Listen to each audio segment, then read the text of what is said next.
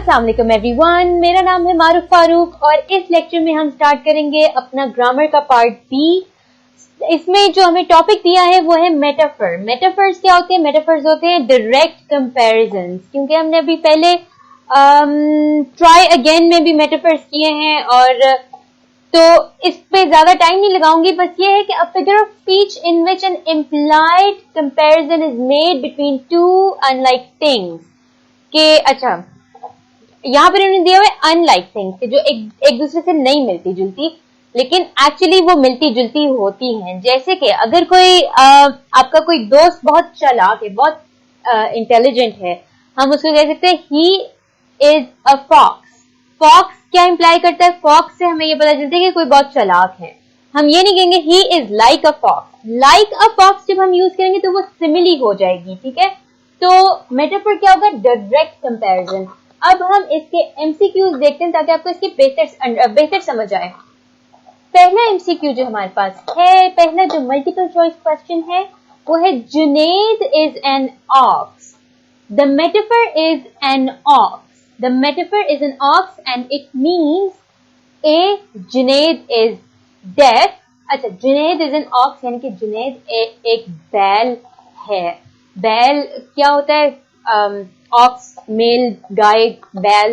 اچھا اب اس میں کہہ رہے کہ اس کا کیا مطلب ہے؟ آکس اگر کسی کو ہم کہہ رہے ہیں تو وہ کیا ہم امپلائی کر رہے ہیں؟ جنید از ڈیف یعنی جنید بہرا ہے، سنتا نہیں ہے.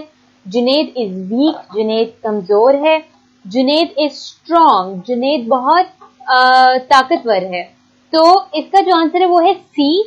کیونکہ آکس جب ہم کسی کو کہتے ہیں تو اس کا مطلب ہے کہ جی یہ بندہ بہت اسٹرانگ ہے، اس کو مارنا نہیں ہے، آگے زیادہ مار پڑ جائے گی.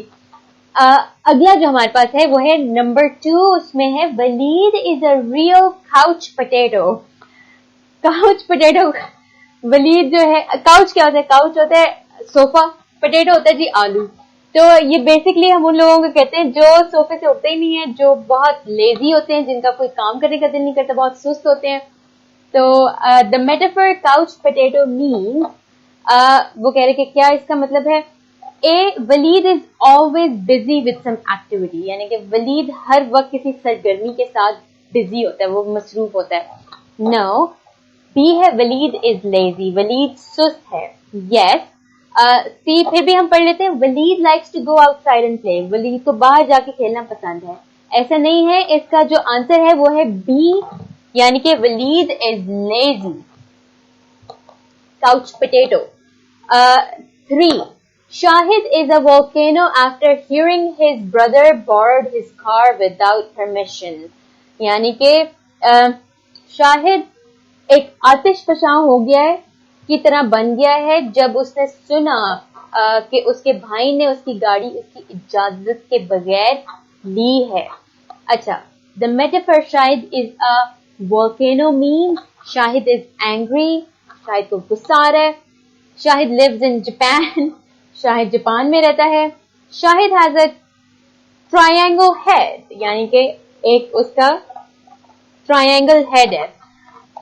سلی سے آپشنز ہیں، ہم سب کو پتا ہے کہ پارٹ اے ہمارا صحیح ہے کیونکہ کوئی بھی آپ کی کوئی چیز جب لے کے جاتا ہے بغیر اجازت کے تو آپ کو غصہ آتا ہے. اور وولکینوز میں کیا ہے کہ وولکینوز پھٹتے ہیں اور ایسا لگتا ہے کہ جیسے ان کے اوپر سے آگ نکلتی ہے، اسی طرح ایسا لگتا ہے کہ جب کسی کو غصہ آتا ہے تو اس کے بھی سر سے آگ نکلنے لگ جائے گی یا کانوں سے دھواں نکلنے لگ جائے گا. خیر اب ہمارے پاس ہے نمبر 4. نمبر 4 میں ہمیں کہہ رہے ہیں لبنا از دی ایپل آف ہر فادرز آئی. اس کو اردو میں ٹرانسلیٹ کرتے ہیں تو اس کا مطلب ہے لبنا اپنے ابو کے آنکھ کا تارا ہے. اور دی ایپل آف somebody's آئی اس کا کیا مطلب ہے کہ جب کسی سے بہت محبت ہوتی ہے. A. Lubna is loved by her father کہ لبنا کو اس کے ابا بہت پیار کرتے ہیں. Lubna's father is mad at her. Mad at her. اچھا mad at her کا کیا مطلب ہوتا ہے؟ mad at her کا مطلب ہے کہ ان کو اس پہ بہت غصہ آ رہا ہے. mad کا ویسے تو مطلب ہوتا ہے پاگل، لیکن جب ہم یہ کہتے ہیں نا کہ somebody is mad at somebody else تو اس کا مطلب ہوتا ہے کہ اس کو بڑا غصہ آیا ہوا ہے کسی پہ.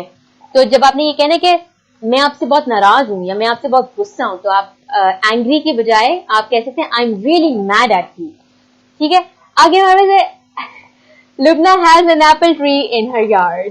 کہ لبنہ کے صحن میں ایک سیب کا درخت ہے. نہیں جی, اس کا آنسر اے ہے, لبنہ از لوڈ بائی ہر فادر. آگے ہے نمبر 5. نمبر 5 میں ہمیں جی کیا کہہ رہے ہیں, Maria was feeling blue after her cat hit by a car. After her cat got hit by a car. یعنی کہ ماریا جو تھی اس کو دکھ ہو رہا تھا جب اس کی گاڑی جب اس کی بلی کو کسی گاڑی کو کوئی گاڑی مار گئی. یعنی کہ ماریا کو دکھ ہو رہا تھا جب اس کی بلی کو کوئی گاڑی ہٹ کر گئی, مار گئی.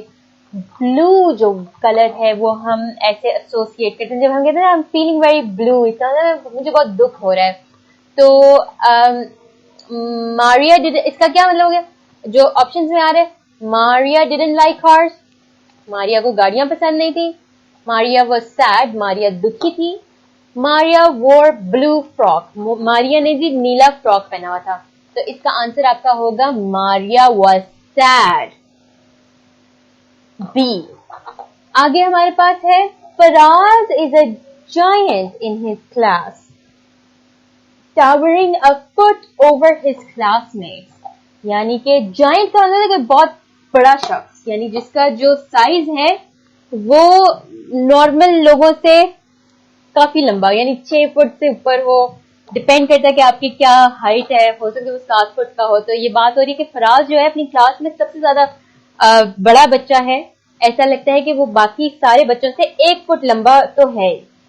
اچھا, اب وہ کہہ رہے کہ جائنٹ جو یہاں پر ورڈ یوز کیا گیا ہے, جائنٹس کیا ہوتے ہیں؟ وہ جائنٹس بہت بڑے ایسے کریچرز ہوتی ہیں, امیجنری کریچرز ہوتی ہیں. کہانیوں میں ہم لکھتے ہیں کہ جی he was a giant, giant ایک مانسٹر کی طرح کہا جا سکتا ہے.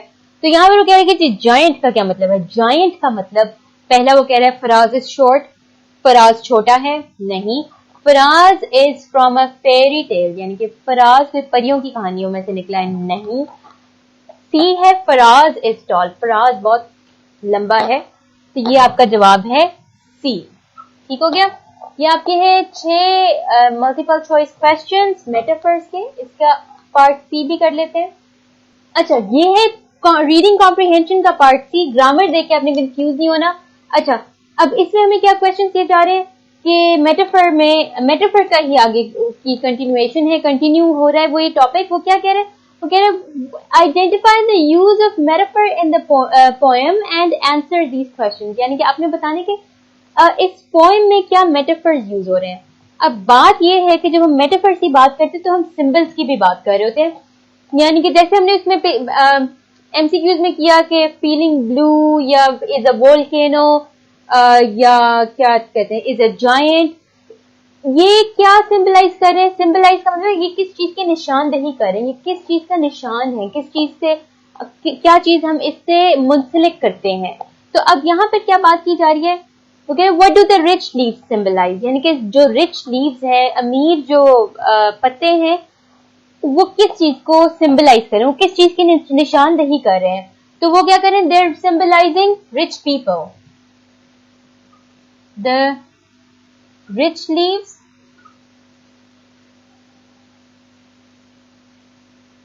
leaves, symbolize rich people. Full stop. پھر ہے what do the poor leaves symbolize. کافی سمپل سی بات ہے کہ poor people. The poor leaves symbolize poor people. Full stop. اگلا کوشچن ہے what does the sun symbolize, یعنی کہ سورج جو ہے وہ کس چیز کے لیے کس چیز کی نشاندہی کرتا ہے. اچھا, اس کا جو کوشچن نمبر 2 ہے اس میں لکھا ہے what do the poor leaves stand for. stand for اور symbolize کا ایک ہی مطلب ہوتا ہے. ٹھیک ہے. اچھا, the sun symbolizes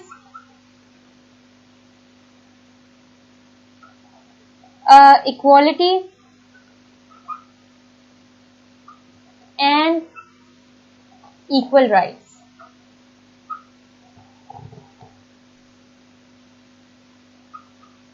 full stop. ठीक हो गया. ये है आपके क्वेश्चंस इसके पार्ट सी के.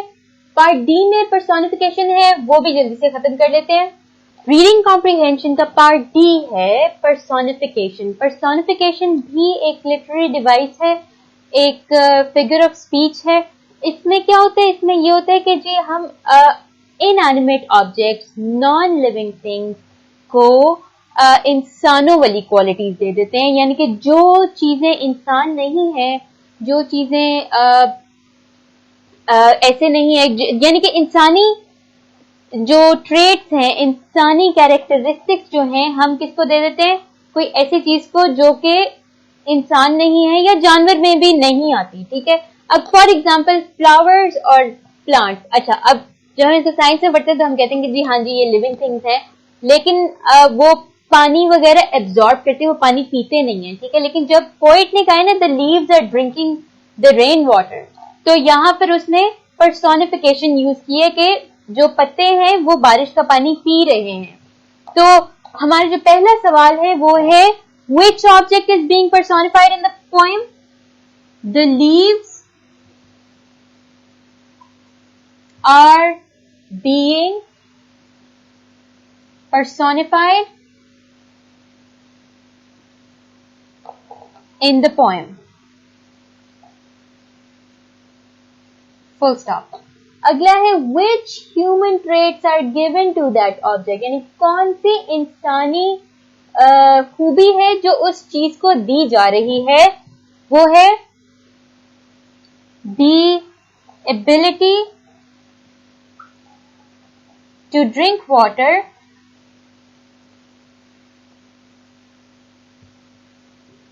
is being given to this object.